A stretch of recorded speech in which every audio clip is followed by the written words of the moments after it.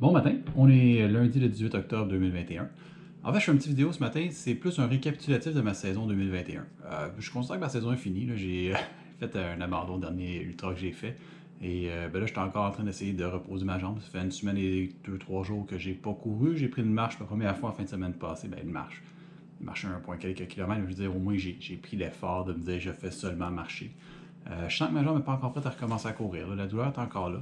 Au niveau de mon tendon, ce qui m'a fait abandonner la course de ce Bromont, j'ai été sur la glace pendant 3 jours et demi. Là, ça va pas mal mieux. J'ai eu des petites douleurs en fin de semaine, mais sinon, c'est quand même pas si pire. Donc, je pense que j'ai fait un bon choix d'abandonner le Bromont Ultra 55 la semaine dernière, mais je suis quand même un petit peu triste encore. Bref, la vidéo d'aujourd'hui, c'est très simple. Juste un petit bonjour, parce que je ne pense pas filmer tout de suite dans les prochaines semaines. Comme j'essaie de faire une vidéo 2 semaines, je me suis dit ou se en faire un pour dire pourquoi je ne filmerai pas dans les prochaines semaines. En gros, je prends encore 2 semaines off de course.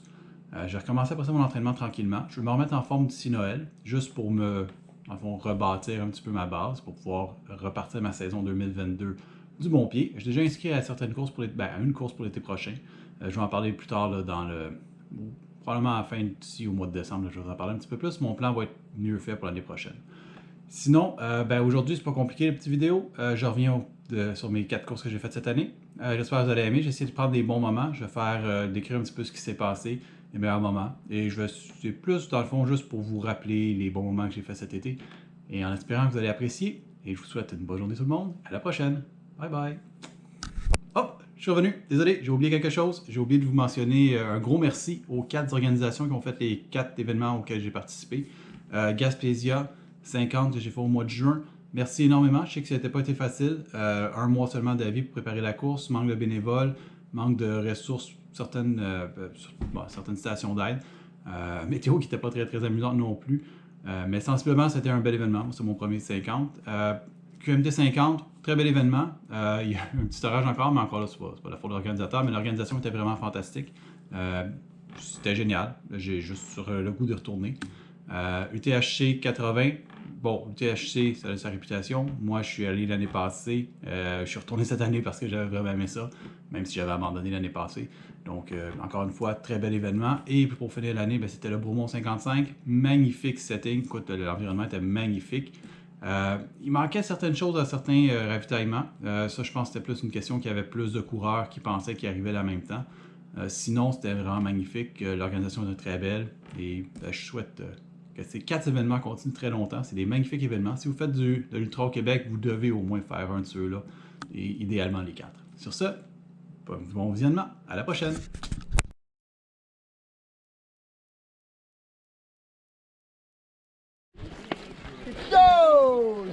11, 10, 9, 8, 7, 6, 5, 4, 3, 2, 1. Alors, c'est ici qu'a débuté mon aventure du Gaspésia 50. C'est mon premier ultramarathon que j'ai fait. En fait, mon premier ultra-trail. J'avais déjà couru des 50 km, mais jamais en trail. Les images qu'on voit présentement, c'était le début de la course. On était à marée haute, donc la plage était très petite. Il y avait beaucoup d'algues, il y avait une falaise d'un côté, la mer de l'autre. C'est un bon début. En fait, j'ai eu les pieds mouillés très rapidement, soit que je courais dans les algues très glissantes, très nauséabondes avec plein de bébites qui volaient partout, ou que je courais dans la mer. Des fois, j'ai préféré la mer. Mais en gros, c'était le bout que j'ai préféré du Gaspésia 50. C'était vraiment typique gaspésien. Il y a eu beaucoup de boue le restant du chemin, beaucoup de pluie. Mais ce bout-là particulier du début, c'était vraiment particulier, oui, c'est le bon terme. Agréable, même si on avait les pieds dans l'eau. On va en profiter un petit peu encore quelques secondes.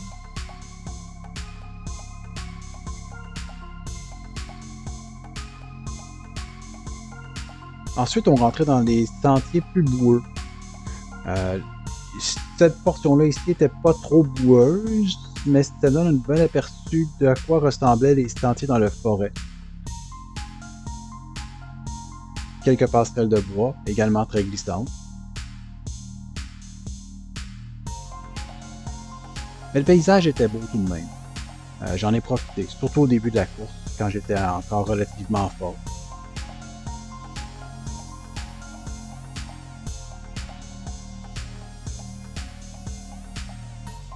Évidemment, c'est un ultra. Il y avait des terrains différents, comme une rivière. Et après ça, on remontait dans d'autres collines. Et ici, on a un plus beau point de vue qu'on a eu dans la course. C'était vraiment magnifique. C'était le plus beau point de vue. Les nuages étaient corrects. On voit au loin le mont Saint-Anne, qui était la dernière montée. Ça résume en gros mon Caspésia 50. Ensuite, je suis allé pour le QMT 50. Ici, on est en haut de la rivière Sainte-Anne, dans le sentier Mestachibo.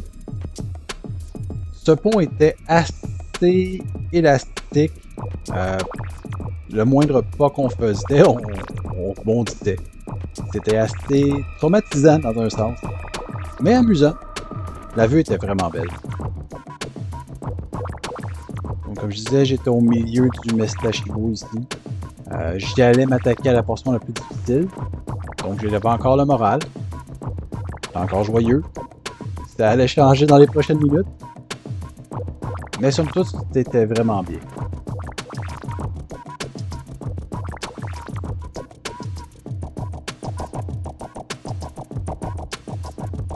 On a ici un exemple du Mestachibo.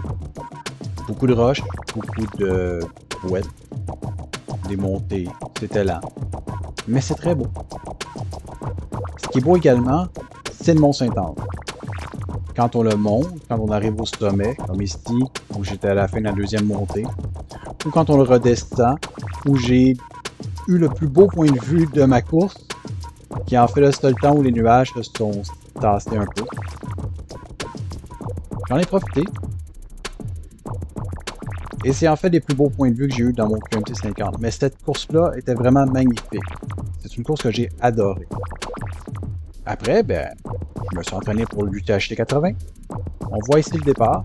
En fait, c'est pas quand je suis parti. On partait en 3 batchs. Moi, j'ai décidé de partir dans la seconde. Ici, on voit le départ de la première batch.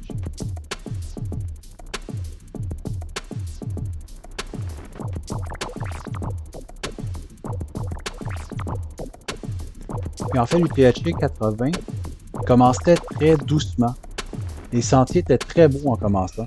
Je dirais presque les 22 premiers kilomètres, les sentiers sont vraiment magnifiques. C'est large, c'est plat, il n'y a pas de racines. Il y a des beaux ponts comme on voit ici. Très très beau. Surtout que c'était une magnifique journée. Honnêtement, c'était magnifique. Et on arrive dans les Hautes-Gorges. Carrément, on est au parc des Hautes-Gorges.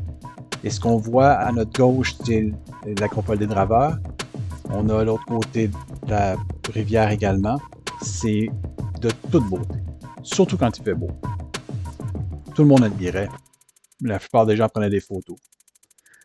C'est après ce bout-là que ça s'est gâté. Où en fait, c'était vraiment plus difficile. Dans mon cas, j'étais trop fatigué. Mais j'ai quand même apprécié. J'ai travaillé fort.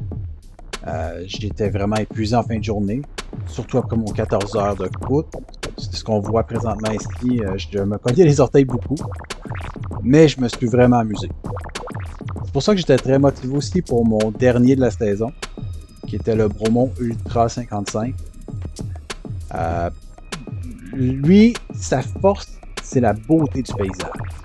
Si vous aimez les montées, je vous le conseille fortement. Il y a énormément de montées, mais c'était magnifique. Les couleurs de l'automne, quand il fait beau, c'est génial. Évidemment, j'étais pas assez en forme. J'avais mal à la jambe avant de partir. Mais je me suis amusé à cause du beau temps, à cause de la vue qu'on avait. Donc j'en ai profité. Et j'ai réussi à m'amuser, même si je l'ai abandonné. Les sentiers étaient relativement beaux. La pire portion était au début parce qu'il y avait les sentiers de vélos de montagne. Et des fois, on les partageait avec les vélos de montagne. Mais globalement, c'était un beau parcours, une belle température. C'était une magnifique journée. J'ai rien d'autre à dire. Ce qui aurait été encore plus chouette, c'est de finir la course, évidemment. Mais ici, quand j'arrivais par exemple au 15e kilomètre, J'avais encore de l'énergie. Ma jambe était encore correcte. J'étais très motivé. Par contre, à l'endroit où on voit là, qui est un des plus beaux points de vue, j'étais fatigué. C'était la fin. Fin un peu brutale, je l'admets, en espérant que ma saison 2022 soit meilleure, encore plus belle et pleine de beaux souvenirs que je vais partager avec vous avec joie dans les vidéos l'année prochaine. Sur ce, bonne course tout le monde, continuez à vous amuser et attention pour ne pas vous blesser.